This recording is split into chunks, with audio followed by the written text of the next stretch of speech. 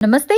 కిరాక్ కబుర్లు ఛానల్ కు స్వాగతం. భారత సినీ చరిత్రలోనే ఒక సినిమా విడుదల కోసం అది ఏకంగా సెన్సార్ బోర్డు పీఠంపైనే కేసు వేసి ఏళ్ల తరబడి న్యాయ పోరాటం చేసిన ఒకే ఒక్క మగాడు, ధీరుడు మన నందమూరి తారక రామారావు గారు. అవును, మీరు వింటున్నది అక్షరాల నిజం. ఒకవైపు ఢిల్లీలో ఇందిరాగాంధీ ప్రభుత్వం నడుస్తున్న కాలం, మరోవైపు దేశవ్యాప్తంగా సెన్సార్ బోర్డుల హవా నడుస్తున్న రోజులు. అలాంటి సమయంలో తాము చెప్పిన కట్స్ ను ఒప్పుకోకపోతే సినిమాను ల్యాబ్ లోనే తొక్కేస్తామని బెదిరించిన సెన్సార్ వ్యవస్థకు ఎదురు నిలిచి ఏకంగా 3 ఏళ్ల పాటు కోర్టు మెట్లెక్కి న్యాయస్థానం సాక్షిగా విజయం సాధించి చరిత్ర సృష్టించిన ఆ సంచలన చిత్రమేంటో తెలుసా? ఆ చిత్రమే శ్రీ మధ్విరాట్ వీరబ్రహ్మేంద్ర స్వామి చరిత్ర. అసలు ఈ సినిమా స్క్రిప్ట్ రాయడం కోసం ఎన్టీఆర్ కొండవీటి వెంకట కవి గారితో కలిసి బ్రహ్మంగారి మఠంలో 14 రోజుల పాటు ఎందుకు రహస్యంగా గడపాల్సి వచ్చింది? ఈ సినిమా తీస్తే ప్రాణాలకే ప్రమాదమని శ్రేయోభిలాషులు హెచ్చరించినప్పటికీ అన్నగారు ఎందుకు వెనకడుగు వేయలేదు? అన్నగారు ఊహించినట్టే షూటింగ్ సమయంలో టెక్నీషియన్లు, నటులు ఎందుకు వరుసగా మరణించారు? అన్నింటికి మించి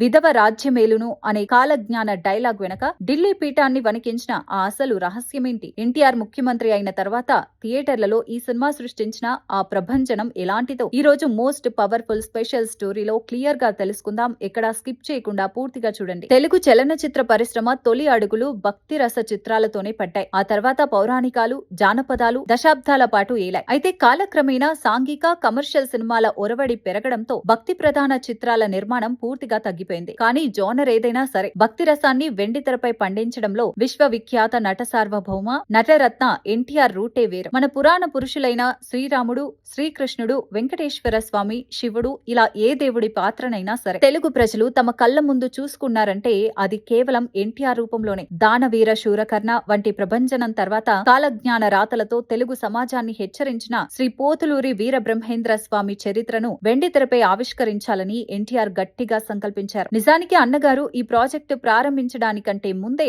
టాలీవుడ్ లో చాలా మంది మేధావులు ఈ కథను సినిమాలాగా తీయాలని ప్రయత్నించి విఫలమయ్యారు. 1953లోనే స్వామి అనే నిర్మాత కమలాకర కామేశ్వరరావు దర్శకత్వంలో ఎన్టీఆర్ తోనే ఈ సినిమా అనుకున్నారు. స్టిల్స్ కూడా తీశారు. కానీ కొన్ని శకునాల వల్ల ఆగిపోయింది. ఆ తర్వాత అందాల నటుడు హరనాథ్ సిద్ధయ్యగా శ్రీధర్లతో కెవి నందనరావు ఈ కథను తెరకెక్కించాలనుకున్నా అది సెట్స్ పైకి వెళ్లలేదు. చివరికి కరుణామయుడు, విజయ్ చందర్ సైతం ప్రయత్నించి విరమించుకున్నారు. ఇలా ఎందరో వదిలేసిన ఆ పీఠాన్ని, ఆ పవిత్ర బాధ్యతను చివరికి ఎన్టీఆర్ తన భుజాలపైకి ఎత్తుకున్నారు.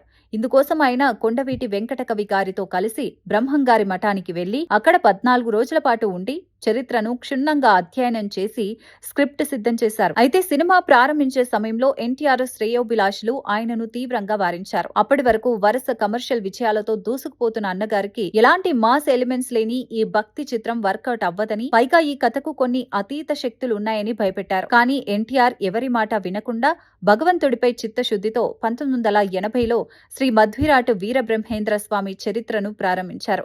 బ్రహ్మంగారు నడయాడిన అహోబిలం, కందిమల్లయ్యపల్లె, బనగనపల్లె వంటి ఒరిజినల్ లొకేషన్లలోనే కేవలం 50 వర్కింగ్ డేస్ లో షూటింగ్ పూర్తి చేశారు. అయితే సన్నిహితులు భయపెట్టినట్టే షూటింగ్ సమయంలో ప్రముఖ నటుడు ముక్కామల గారితో పాటు కొందరు టెక్నీషియన్లు, జూనియర్ ఆర్టిస్టులు వరుసగా మరణించారు. అవి సహజ మరణాలే అయినప్పటికీ ఈ సినిమా తీయడం వల్లే ఆ అరెస్టం జరిగిందని ఇండస్ట్రీలో పెద్ద ప్రచారం సాగింది. అయినా సరే అన్నగారు వాటన్నింటినీ లెక్క చేయకుండా 1981 నాటికే సినిమాను సిద్ధం చేశారు. ఈ చిత్రంలో సిద్ధయ్య పాత్రలో నందమూరి బాలకృష్ణ అద్భుతమైన నటనను కనబరిస్తే కక్కడు పాత్రకు కైకాల సత్యనారాయణ గారు జీవం పోశారు. ఇక ఎన్టీఆర్ కేవలం బ్రహ్మంగారిగానే కాకుండా గౌతమ బుద్ధుడు, వేమన, ఆదిశంకరాచార్యుడు, రామానుజాచార్యులుగా కూడా రకరకాల గెటప్స్ లో కనిపించి ప్రేక్షకులను మంత్రముగ్ధులను చేశారు. అయితే సినిమా షూటింగ్ పూర్తి చేయడం ఒక ఎత్తైతే ఈ సినిమాను థియేటర్ లోకి తీసుకురావడానికి అన్నగారు పడ్డ కష్టాలు, ఎదుర్కొన్న ఆటంకాలు టాలీవుడ్ చరిత్రలోనే ఒక పెద్ద సంచలనం. ఈ సినిమాను సెన్సార్ ఆఫీస్ కు పంపినప్పుడు అక్కడి ఎగ్జామినింగ్ కమిటీ సినిమాలోని కీలకమైన సీన్లకు ఏకంగా 4 కట్స్ విధించింది. సెన్సార్ బోర్డు విధించిన కట్స్ కు ఎన్టీఆర్ అస్సలు ఒప్పుకోలేదు.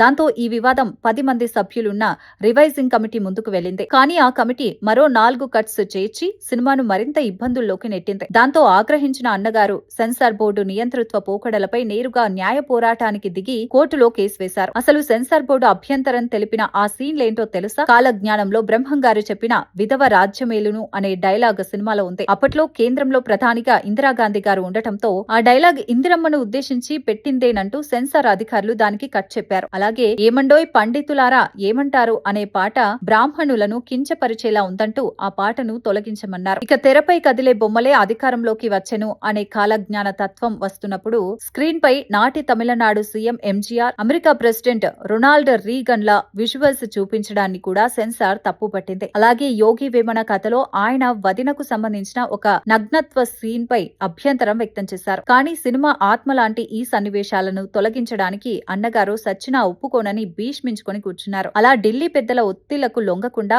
ఏకంగా 3 సంవత్సరాల పాటు కోర్టులో సుదీర్ఘ న్యాయ పోరాటం చేశారు. చివరికి న్యాయం అన్నగారి వైపే నిలిచింది. కోర్టు ఎన్టీఆర్ కు అనుకూలంగా తీర్పునిచ్చింది. కోర్టు గ్రీన్ సిగ్నల్ ఇచ్చిన తర్వాత తనకు ఎంతో దూరమైన తన ప్రాణ సఖి అర్ధాంగి సతీమణి బసవతారకం గారికి అంకితమిస్తూ ఈ మహత్ కార్యాన్ని 1984 నవంబర్ 29న ప్రపంచవ్యాప్తంగా విడుదల చేశారు. అయితే ఇక్కడ పెద్ద బ్యూటీ ఏంటో తెలుసా? ఈ సినిమా కోర్టు కేసుల్లో నలుగుతున్న ఈ 3 ఏళ్ల గ్యాప్ లోనే ఎన్టీఆర్ తెలుగుదేశం పార్టీని స్థాపించడం, కేవలం 9 నెలల రికార్డు టైంలోనే ఢిల్లీ సుల్తానులను గద్దెదించి ఆంధ్రప్రదేశ్ ముఖ్యమంత్రి పీఠాన్ని అధిరోహించడం కూడా జరిగిపోయాయి. తానే స్వయంగా ముఖ్యమంత్రి అయిన తర్వాత ఈ సినిమా రిలీజ్ కావడం విశేషం. బ్రహ్మం గారి కాలజ్ఞానం ఎంత నిజమైందో సినిమాపై ఎన్టీఆర్ పెట్టుకున్న నమ్మకం కూడా అంతే నిజమైంది. థియేటర్ల వద్దకు జనం ఎడ్ల బండ్లు కట్టుకుని గుడులు గోపురాలకు వెళ్లినట్లుగా తరలివచ్చారు. బాక్సాఫీస్ వద్ద ఈ సినిమా అప్పట్లోనే వసూళ్ల సునామీ సృష్టించి క్లాసిక్ బ్లాక్ బస్టర్ హిట్ గా నిలిచింది. అలా అన్నగారు నమ్మి పోరాడిన పోరాటానికి కాలం ఒక అద్భుతమైన విజయాన్ని బహుమతిగా ఇచ్చింది. చూశారుగా డార్లింగ్స్, నాడు సెన్సార్ బోర్డు వ్యవస్థపై